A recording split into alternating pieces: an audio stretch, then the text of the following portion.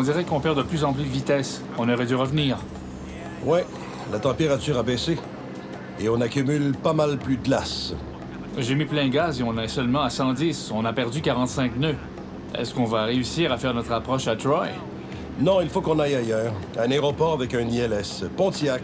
Pontiac, un ILS. Approche Détroit, ici 70 kg. 70 kg ici, Détroit approche. On aimerait changer de destination et faire une approche ILS à Pontiac. 70 kg reçu, montez et maintenez à 3500 pieds. On monte à 3500 pieds, 70 kg. J'arrive pas à monter. Il y a trop de givrage. Je prends les commandes. 70 kg, avez-vous commencé à monter?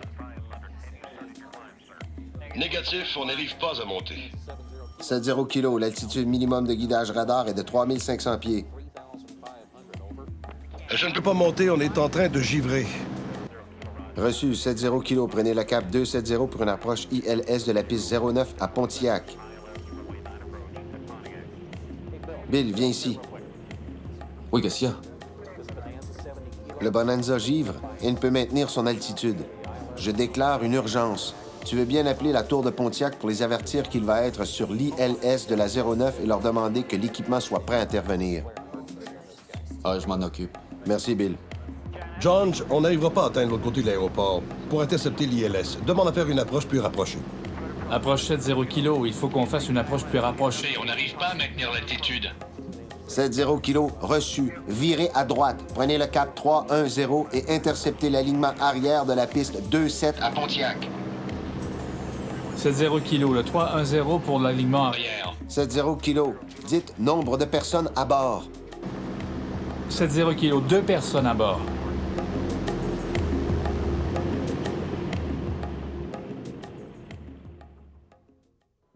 La scène à laquelle vous venez d'assister est basée sur une histoire vraie. Un instructeur de vol et son élève avaient quitté Cleveland à bord d'un Bonanza pour se rendre à Détroit. Ils ont commis plusieurs erreurs et se sont retrouvés pris dans des conditions givrantes qui ont mis leur vie en danger. Souvent, à chaque fois qu'un pilote commet une erreur, il se prive d'une possibilité de plus de pouvoir s'en sortir en toute sécurité. Le givre est l'un des ennemis les plus insidieux du pilote. Et il n'existe aucune règle précise pour faire face à la situation. Chaque cas est unique et, dans une certaine mesure, imprévisible. De plus, il se peut que deux avions différents ne réagissent pas de la même façon dans les mêmes conditions givrantes, mais chaque cas peut être dangereux. En général, les accidents dus à un givrage de la cellule touchent des pilotes d'expérience. Ce film vous aidera à vous tirer d'affaire en toute sécurité et vous donnera des outils vous permettant d'éviter le givrage ou de sortir de conditions givrantes imprévues.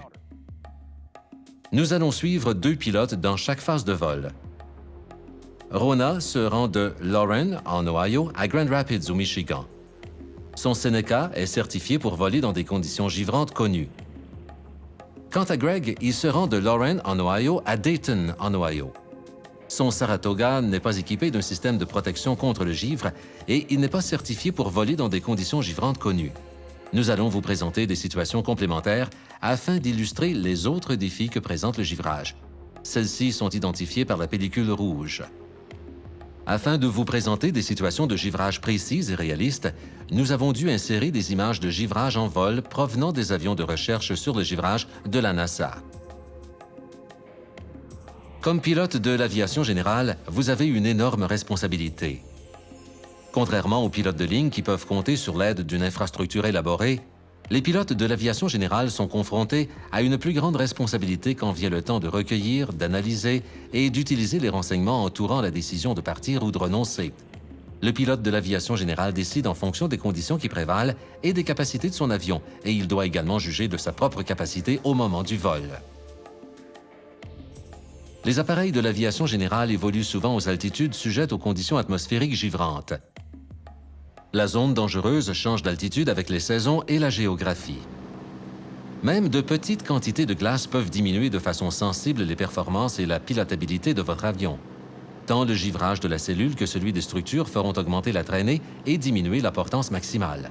Ainsi, la vitesse de décrochage va augmenter et vous remarquerez peut-être que la vitesse diminue ou qu'il vous faut plus de puissance pour maintenir une vitesse donnée. Votre avion va consommer davantage de carburant et son rayon d'action sera donc moindre. La traînée peut augmenter au point de surpasser l'excédent de poussée disponible. Dans pareil cas, essayer de monter ou même de rester en palier en augmentant l'angle d'attaque risque de provoquer un décrochage. Une aile recouverte de glace va toujours décrocher plus tôt, autrement dit à un angle d'attaque plus faible ou à une vitesse plus élevée que ne le ferait une aile propre. Si vous vous retrouvez dans une telle situation, ne faites pas décrocher votre avion. Soyez prêt à accepter une descente contrôlée, peut-être même un atterrissage en plein champ. La clé de la survie, c'est de garder l'avion en vol et d'en conserver la maîtrise. Nos deux pilotes, Rona et Greg, obtiennent leurs exposés météo. Greg, qui pilote un Saratoga non protégé contre le givre, obtient son exposé météo auprès du DUAT. Rona, qui pilote un Seneca protégé contre le givre, obtient un exposé téléphonique directement des services de vol. Nos pilotes doivent poser 2 questions quant aux conditions givrantes en cours de route. 1.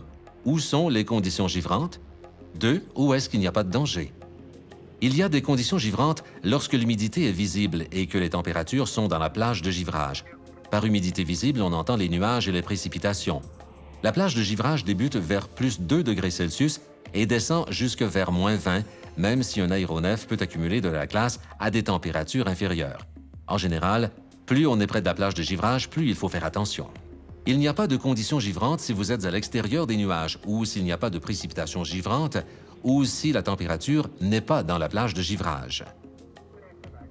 Pour savoir où il y a des conditions givrantes et où ils peuvent voler sans danger, Rona et Greg doivent s'intéresser en priorité au plafond, à l'altitude du sommet de la couche, au niveau de congélation, au PIREP et à toute activité frontale le long de la totalité de leur route. Ces renseignements s'ajoutent au AirMet et au SIGMET obtenus au cours de leur exposé météo normal. C'est tout ce dont j'ai besoin, merci. Est-ce que tu penses pouvoir voler aujourd'hui? Ça devrait aller. Les prévisions font état d'un givrage léger à modéré depuis le point de congélation jusqu'à 15 000 pieds, et le point de congélation se situe à 7 000 pieds. Le plafond le long de la route varie entre 1 et 2 000 pieds avec 10 000 de visibilité. Quand le front va passer, je devrais être arrivé à Dayton depuis 1 heure. As-tu obtenu des PIREP? Ouais, un, provenant d'un baron il y a 1 heure au-dessus de Sandusky. Il est sorti de la couche à 10 000 pieds. Dégagé au-dessus et pas de givrage. Tu sais, j'ai regardé la météo pour quelques aéroports plus loin à l'ouest de Dayton et leurs prévisions ne tiennent pas. J'ai l'impression que le front se déplace plus vite que prévu. Je vais à Grand Rapids et on prévoit également que le niveau de congélation sera à 7 000 pieds le long de ma route. J'ai le PIREP du baron, mais j'ai aussi reçu un rapport d'un Cessna 210 au-dessus de Muskegon et il avait du givrage à 4 000 pieds. Est-ce que tu as des solutions de rechange si le front passe plus vite que prévu? J'en ai plusieurs, compte tenu des conditions météo et de mon trajet. J'ai déposé un plan de vol pour 6 000 pieds, mais la MEA n'est que de 4, alors j'ai un peu de marge pour descendre s'il le faut. En fait, si je dois me dérouter, les plafonds et les visibilités sont bons et la MEA vers Columbus n'est que de 3 000 pieds. Alors, je pense pouvoir le faire. Puisqu'il n'y a pas de rapport de givrage, pourquoi pas demander 10 000 pieds pour rester au-dessus de la couche? Parce que le niveau de congélation prévu est à 7 000 pieds. Si j'entre dans les nuages, je serai dans du givrage prévu et donc en infraction. Mais ne faut-il pas se trouver dans du givrage connu? Ça a changé. Depuis un moment déjà, la réglementation parle de givrage prévu et le Saratoga n'est pas certifié pour voler dans des conditions givrantes. Comme il faudrait que je passe à travers, je peux pas le faire. Je dois m'en tenir à 6 000 pieds, ce qui devrait être au-dessus des températures givrantes. Grâce à ces outils, vous devriez avoir plus de solutions pour pouvoir ainsi décider en toute sécurité de partir ou de renoncer. Quel que soit le type d'appareil que vous pilotez, votre décision de partir ou de renoncer devrait être fondée sur des solutions de rechange fiables tout au long de votre route, au cas où les conditions ne seraient pas celles que vous attendiez. Si toutes les conditions doivent être remplies, et si vous n'avez aucune solution de rechange, envisagez un changement de route pour avoir de telles solutions, ou pensez à retarder votre départ ou à renoncer. Et maintenant, dans la prochaine séquence, Rona et Greg vont toujours au même endroit, mais les conditions météo sont différentes.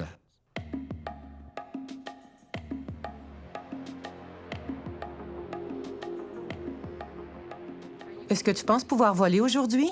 Non, je pense pas. Le niveau de congélation prévu se trouve à la surface et les plafonds en route sont de 500 pieds. Je serais en infraction et je n'aurais aucune solution de rechange. Le sommet de la couche est à 18 000 pieds, alors quelle que soit l'altitude, je serais dans le givrage. Oui, j'ai eu un PIREP de givrage mixte léger à modéré d'un MD-80 en descente vers un aéroport le long de ma route. Et un Cessna 414 a même signalé un fort givrage au-dessus de mon aéroport de destination. J'ai aussi consulté le site web de l'ADDS et il prévoit du givrage sur la plus grande partie de ma route. La DDS? C'est le service de données numériques pour l'aviation. Ouais, mais tu vas partir. Ton avion a des boutins. Y a pas mieux. Non, ce n'est pas sécuritaire pour moi non plus. Comme les conditions sont généralisées, je ne peux pas planifier mon vol de façon à rester en dehors du givrage. Je n'aurai aucune solution de rechange. Et en plus, les conditions à mon aéroport de destination font état de 100 pieds et d'un demi-mille avec des averses de neige. C'est en dessous de mes conditions minimales. Il faudrait que tout se passe exactement comme prévu. Les boudins de givrage ne sont pas toujours une solution. Selon le givrage, ils ne pourraient servir qu'à gagner du temps. Et avec le Cessna 414 qui a signalé un fort givrage à destination, non, je ne pars pas. Ah, je comprends maintenant. Le compte rendu de givrage léger à modéré du MD-80 pourrait se traduire par un givrage modéré à fort pour un avion de l'aviation générale. De plus, il est probable que les systèmes de protection de l'appareil de Rona ne pourront faire face au fort givrage signalé par le Cessna 414 au-dessus de l'aéroport de destination. Les PIREP ainsi que le bulletin météo de l'ADDS indiquent que les conditions givrantes vont probablement être fortes et généralisées. Les avions sont certifiés pour voler dans un domaine de conditions givrantes précis. Si ce domaine englobe la vaste majorité des conditions, il ne les couvre pas toutes. Certains accidents d'avion sont dus à des conditions qui sortent de ce domaine et qui dépassent les possibilités du système de protection contre le givrage de l'avion. La meilleure façon d'utiliser les systèmes de protection contre le givrage, c'est de s'en servir pour gagner du temps avant de pouvoir sortir des conditions givrantes. Ne pensez pas que vous avez le droit de voler dans des conditions givrantes pour la simple raison que votre avion possède un certificat de type supplémentaire qui indique la présence d'un système optionnel de protection contre le givrage. Un CTS indique que toute la quincaillerie est en état de navigabilité, mais il se peut que la capacité du système à éliminer le givrage n'ait pas été démontrée. Seuls les systèmes certifiés de protection contre le givrage permettent de voler intentionnellement dans des conditions givrantes connues ou prévues. En cas de doute, consultez le manuel d'utilisation de votre avion.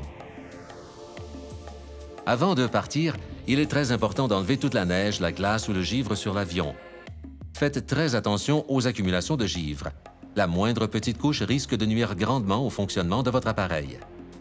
Si votre avion a été entreposé dans un hangar chauffé, la neige pourrait fondre et geler à nouveau sur votre appareil. De plus, assurez-vous avant le vol que le réchauffeur du pitot fonctionne.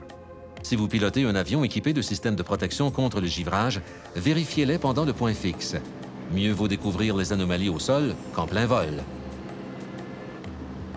7 Mike Alpha autorisé Grand Rapids, guidage radar Sandusky, Victor 3-0 vers Litchfield, direct. Montée à 4000 pieds, 8000 prévus dans 10 minutes. Unité 2, 4-0, code 5346. Autorisé à partir à 1815, autorisation valable jusqu'à 1822. Il est actuellement 1805.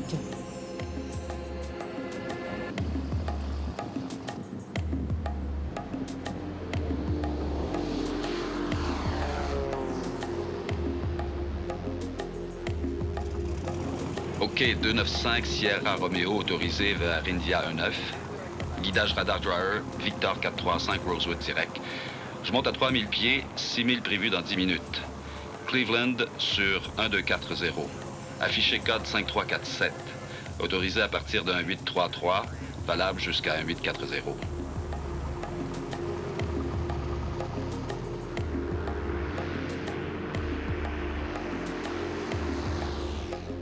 Le long de la route de Greg, les prévisions font état de plafonds de 1 à 2000 pieds avec une visibilité illimitée au-dessous.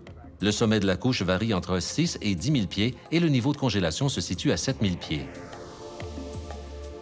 Cleveland, ici Saratoga 295 Sierra Romeo. Au départ de Lorraine County, je passe 2300 pieds en montée vers 3000. Saratoga 295 Sierra Romeo, reçu contact radar 3000 à l'ouest de Lorraine County, montée et maintenez 6000 pieds. 2005 vers 6000 pieds. Greg consulte son indicateur de température extérieure pendant la montée et se rend compte que le niveau de congélation est en réalité plus bas que prévu. Il surveille avec soin toute menace de givrage en ayant toujours à l'esprit ces solutions de rechange.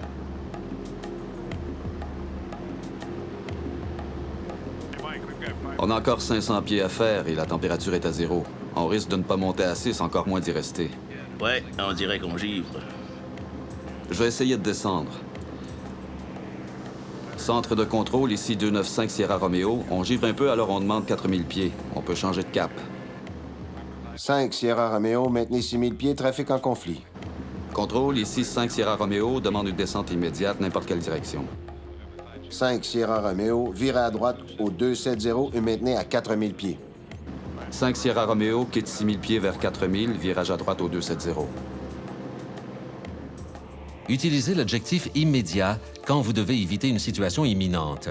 De plus, si vous demandez à changer d'altitude, faites savoir au contrôleur que vous êtes prêt à changer de cap pour obtenir une autorisation au plus vite. Malgré sa protection, le Seneca de Rona n'est pas à l'abri du givrage. L'appareil est maintenant en croisière à 8000 pieds par une température de moins 10 degrés et la glace s'accumule. Tu sais, je vais essayer de passer au-dessus de la couche parce qu'on est en train d'accumuler de la glace. On serait mieux au-dessus de la couche qu'ici. Centre Cleveland, vous avez des rapports sur le sommet de la couche ou sur le givrage dans les environs de 7 Mike Alpha? Reçu 7 Mike Alpha. Le sommet de la couche dans la région est à 9500 pieds. C'est dégagé au-dessus. On n'a aucun périple de givrage dans votre voisinage immédiat. 7 Mike Alpha, on demande à monter à 10 000 pieds. 7 Mike Alpha, j'ai reçu votre demande. Maintenez 8000 pieds. Attendez-vous à monter dans 10 000. 7 Mike Alpha, on maintient 8 000. Rona, est-ce qu'on devrait demander à monter immédiatement pour sortir du givrage? Non, c'est seulement un léger givrage. Les boudins vont suffire pendant 10 000. Mais si le givrage était modéré ou fort, je demanderais à monter immédiatement. Dans cette situation, monter au-dessus de la couche est sans aucun doute la meilleure chose à faire. Toutefois, s'il est impossible de passer au-dessus de la couche, vous devez quand même essayer de sortir du givrage. Monter à des températures plus froides réduit les risques de rencontrer des conditions givrantes dangereuses et vous donne plus d'altitude pour vous en sortir. Dans n'importe quelle situation de givrage en vol, il y a 5 solutions de rechange accompagnées de messages correspondants auprès de l'ATC, à savoir monter, descendre, continuer, se dérouter ou faire demi-tour. N'oubliez pas que dès que la sécurité est en jeu, ces possibilités s'appliquent aussi bien aux appareils protégés qu'à ceux qui ne le sont pas. Le mécanisme de défense prioritaire est la capacité de déclarer une situation d'urgence. Si la situation se détériore au point où la sécurité de votre vol est remise en question, déclarez une situation d'urgence. Vous serez ainsi traité en priorité et aurez la possibilité d'échapper à cette situation le plus vite possible. Envisagez de monter si vous pouvez passer au-dessus de la couche. Même si vous restez dans les nuages, vous aurez plus de chances de sortir des conditions givrantes ou, à tout le moins, vous réduirez vos risques en montant à des températures plus froides. De plus, monter vous éloigne du sol au cas où vous seriez confronté à un problème de maîtrise de l'appareil. Faites cependant attention au sommet des nuages. C'est là que le givrage risque d'être le pire. Envisagez de descendre si vous pouvez passer sous les nuages ou atteindre des températures positives. Même si vous restez dans les nuages, il y a de bonnes chances que vous sortiez des conditions givrantes. De plus, n'oubliez pas votre MEA et le fait que vous allez être plus près du sol. En aucun cas, il ne faut rester dans de la pluie ou de la bruine verglaçante. Poursuivez votre vol s'il vous semble que la menace de givrage est en train de disparaître. Par exemple, si vous sortez des nuages. Envisagez de faire demi-tour et de revenir à votre terrain de départ si, en début de vol, vous vous rendez compte que les conditions météo sont pires que prévu. Envisagez de vous dérouter si vous pouvez contourner la zone de givrage. Il vous faudra peut-être vous dérouter et vous poser à un aéroport de dégagement. Dans pareil cas, le meilleur choix est peut-être derrière vous. Tout changement exige que vous communiquiez avec l'ATC. Assurez-vous de bien faire passer le degré d'urgence de votre situation. Mentionnez que vous êtes en train de givrer. Si vous n'êtes pas satisfait de la réponse de l'ATC, le fait de déclarer une situation d'urgence vous donnera une priorité de traitement. Ce faisant, l'ATC est autorisé à vous aider à sortir des conditions givrantes le plus vite possible. N'oubliez pas ce que dit la réglementation. En cas d'urgence nécessitant des mesures immédiates, le commandant de bord peut déroger à toute règle dans la mesure des obligations que lui dicte l'urgence à laquelle il est confronté. Souvent, cela n'aura aucune conséquence pour vous après le vol. Parfois, vous aurez peut-être des papiers à remplir, peut-être plus encore, mais quel que soit le coût, c'est à vous de garantir la sécurité de votre vol.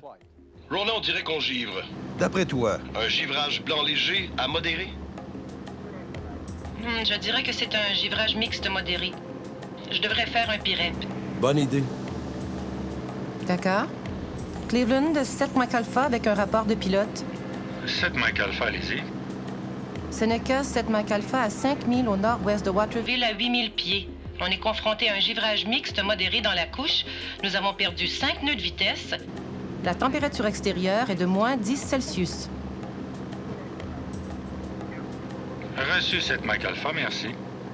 Les PIREP offrent un cliché instantané des conditions météo à un endroit et à une altitude donnée à un moment précis. Ils sont notamment utiles pour indiquer si des conditions givrantes existent réellement ou non. Toutefois, les PIREP ont des limites. Comme le givrage est souvent de nature transitoire, la validité des rapports de givrage peut changer. Les PIREP sont un système spécifique de protection des aéronefs contre le givrage et ils sont liés à l'évaluation subjective du pilote qui fait le rapport. Quoi qu'il en soit, demandez et transmettez des PIREP. Transmettre un PIREP est tout aussi important que d'en demander un, notamment lorsque les conditions sont meilleures ou pires que prévu. De plus, il est important de signaler l'absence de givrage quand il y en avait prévu. De cette façon, les prévisions peuvent être validées et améliorées. L'identification du type et de l'importance du givrage demeure subjective pour les pilotes. Il existe 3 types de givrage: blanc, transparent et mixte. Le givrage blanc a un aspect laiteux et opaque. On dirait un congélateur qui aurait besoin d'être dégivré. Souvent, le givrage blanc suit le contour du bord d'attaque de l'aile ou prend la forme de pointes acérées. Le givrage transparent a tendance à être incolore et est souvent très rugueux. Il peut former des espèces de cornes qui génèrent une importante traînée. Ces cornes perturbent de plus l'écoulement au-dessus de l'aile et de l'empennage. Le givrage mixte est un mélange de givrage blanc et de givrage transparent. Il se produit entre des conditions de givrage blanc pur et de givrage transparent pur. En général, il est transparent au centre, avec des barbules blanches sur le côté. Le fait que vous soyez exposé à un givrage léger, modéré ou sévère dépend de la façon dont la cellule réagit face au milieu givrant. Cette réaction est une combinaison du système de protection contre les givrages, de la configuration de l'avion, des conditions de vol et de l'état de l'atmosphère. Un givrage léger indique que le taux d'accumulation est tel qu'il nécessite une utilisation occasionnelle du système de protection contre les givrages pour éliminer ou prévenir toute accumulation. Un givrage modéré indique qu'une utilisation fréquente du système de protection s'impose pour éliminer ou prévenir le givrage. Enfin, un givrage fort indique que le taux d'accumulation est si rapide que les systèmes de protection ne suffiront pas à éliminer l'accumulation de glace. Vous devez sortir immédiatement de telles conditions. Même si les PIREP peuvent être pénibles, ils sont très importants. En fait, quand nous voulons trouver de la glace, comme dans le domaine de la recherche, les PIREP constituent le facteur le plus important pour savoir exactement où il y a du givrage. Nous savons qu'ils peuvent être plus ou moins subjectifs selon le type d'appareil que vous pilotez et de votre niveau d'expérience.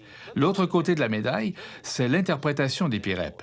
Par exemple, un Boeing 737 qui passe une certaine altitude en montée peut signaler un léger givrage, lequel pourrait être fort pour un Cessna 182 qui a un taux de montée plus faible et qui pourrait se trouver coincé en plein milieu des conditions givrantes. Alors soyez prudents dans l'interprétation des PIREP. Un sujet d'inquiétude qui touche tous les pilotes porte sur un phénomène météo appelé grosses gouttelettes surfondues, ou SLD. Les SLD font référence à des gouttelettes dont la taille dépasse celle actuellement exigée pour la certification des aéronefs dans des conditions givrantes connues et englobent la pluie et la bruine verglaçante.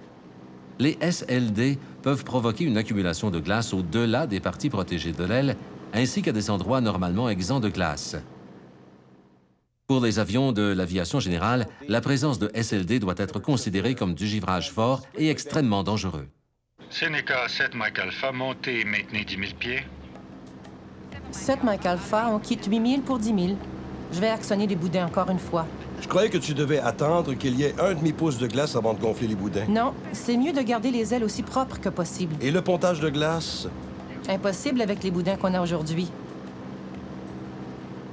Jusqu'à tout récemment, on demandait aux pilotes d'attendre qu'il y ait une certaine épaisseur de glace avant de gonfler les boudins.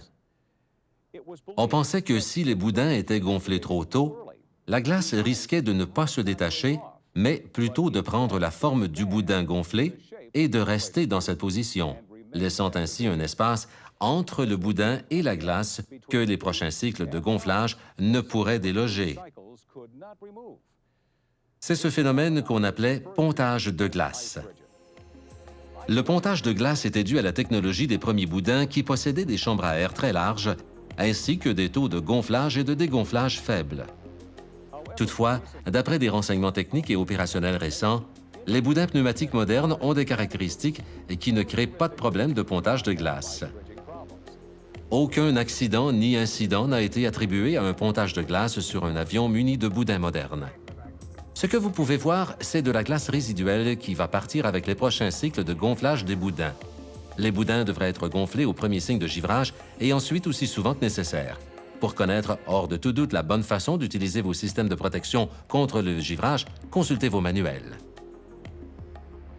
Faites toujours très attention aux signes d'accumulation de glace. Les composants de l'avion ayant une forte courbure ou un bord d'attaque mince vont givrer en premier.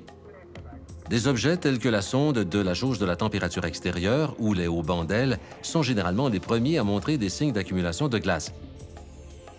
Celle-ci peut aussi apparaître sur le pare-brise. Faites très attention à l'indicateur de la jauge de la température extérieure. Il y a présence de conditions givrantes en vol dès que la température de l'air extérieur est d'environ plus 2 degrés Celsius ou moins et qu'une partie de l'eau dans les nuages se présente sous forme liquide. Dès le premier signe de givrage, mettez en marche tous vos dispositifs de protection contre les givrages. Il peut s'agir du réchauffage ou du dégivreur du pare-brise, du dispositif de dégivrage, des hélices, des dégivreurs de surface à liquide et des boudins pneumatiques. Bien sûr, si le réchauffeur du pitot n'a pas été mis en marche au décollage, il serait bon de le faire avant d'entrer dans une zone d'humidité visible si la température se trouve dans la plage de givrage. Même si votre système de protection contre le givrage est en marche, la traînée générée par les surfaces non protégées risque d'être importante. Par exemple, un avion de recherche de la NASA a subi une augmentation de 36 % de la traînée résultant de l'accumulation de glace transparente sur les surfaces non protégées alors que le système de protection fonctionnait. Greg se trouve à 10 000 au nord-est de Rosewood et à 30 000 de son aéroport de destination India 19 Dayton Greene County. Son indicateur de température est descendu à moins 3 degrés Celsius. Il est évident que le front est arrivé plus vite que prévu et il vient de le croiser. Greg vérifie la sonde de la jauge de température et l'aile, mais il ne voit pas de glace. Il se rend compte que tout est en place pour qu'il y ait du givrage, alors il examine ses possibilités. Il sait qu'il ne peut rester où il est. Comme il est à 4000 pieds, ce qui est la MEA, il n'a plus la solution de descendre davantage. Il demande immédiatement des PIREP à l'ATC. Il y a de la glace dans les parages et je veux pas attendre d'en accumuler. Je pense qu'on ferait mieux de monter au-dessus de la couche. Bonne idée. Columbus approche ici Saratoga 5 Sierra Romeo. Vous avez des rapports sur le sommet de la couche ou des PIREP sur le givrage dans la région? Négatif. 5 Sierra Romeo. Un instant. Mooney 254 Victor. À quelle altitude êtes-vous sorti de la couche pendant votre montée? Columbus, le sommet de la couche se trouve à 5600 pieds. C'est dégagé au-dessus. Léger givrage mixte entre 4000 et 5600 pieds.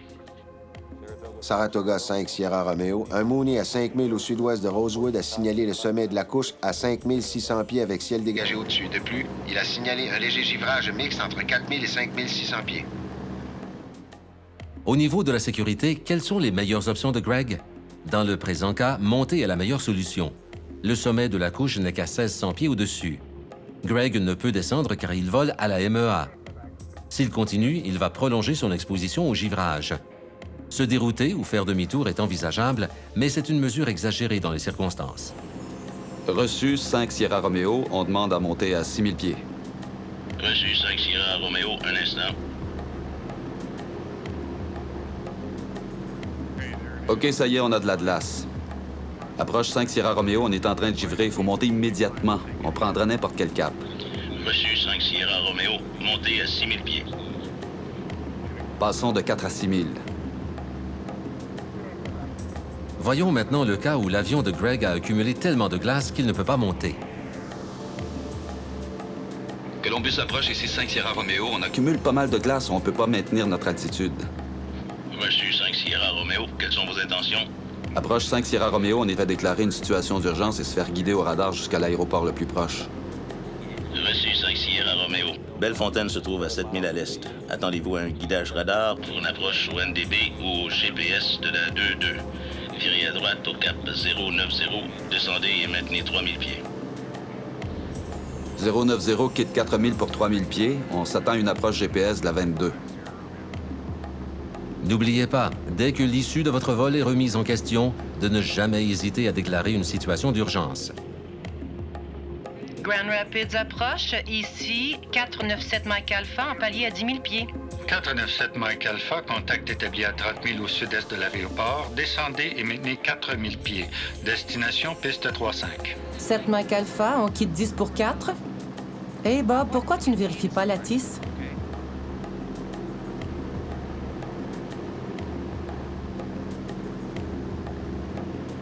Aéroport international Grand Rapids. Information Tango. Unité 855 Zulu. Vent 300 à 5 nœuds. Visibilité 2000 dans de la brume. Plafond 500 pieds. Ciel couvert. Température moins 2 degrés. Point de rosée moins 3 degrés. Altimètre 2997. Approche ILS de la piste 35 en service. Notam ILS de piste 26 gauche en panne. OK, on se met en palier à 4 000 pieds. On est juste au-dessus de la couche. Regarde, un arc-en-ciel. Juste là, autour de notre ombre sur les nuages. Oui, c'est beau. Tu sais ce que ça veut dire?